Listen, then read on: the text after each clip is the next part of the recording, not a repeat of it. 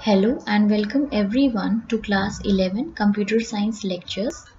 We are studying Unit 1 Computer System and Organization. The topic that we will be covering today is primary memory and secondary memory. So as discussed in the previous video, we know that computer memory is of two types, primary memory and secondary memory. So in previous video we have studied RAM and ROM in detail. Now today we will be studying about primary memory and secondary memory. So primary memory is also known as main memory, and basically it is the memory where all the data is stored for fast access. And basically in primary memory semiconductor chips are used. Then primary memory is used to store the frequently used programs for the fast access of data. Primary memory is a volatile memory. What is the meaning of volatile memory? It means that the data will be present till the power is supplied. In case of power failure, the data is lost. The next type of memory is secondary memory.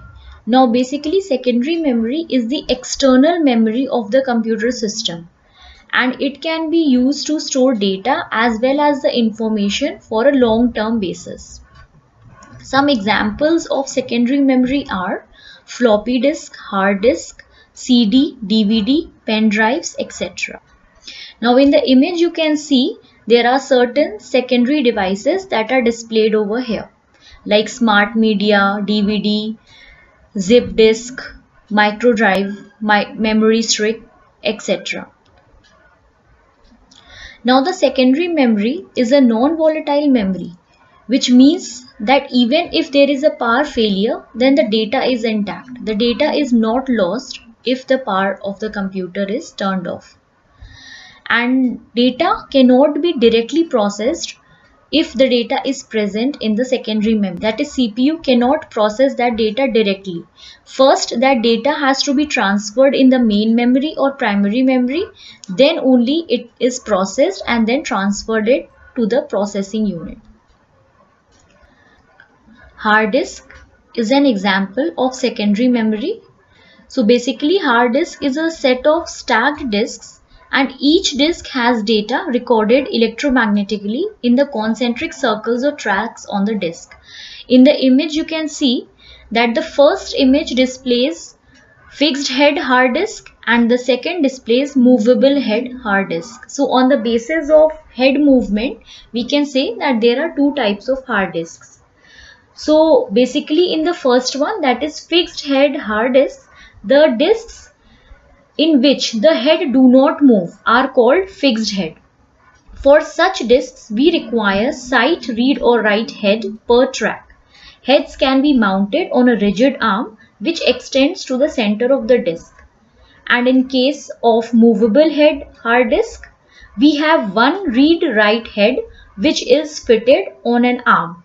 This arm allows head to position on any track of the platter. Next we have types of hard drive. We have four types of hard drives. PATA, that is parallel advanced technology attachment.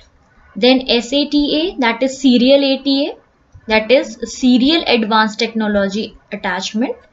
Then SCSI, small computer system interface, and then solid state drive, SSD. Now we'll just see what are these one by one. So in PATA, that is parallel ATA, it is originally AT attachment interface standard for the connection of storage devices such as hard disk drives, floppy disk drives, and optical disk drives in computers. The standard is maintained by the X3 NCITS committee.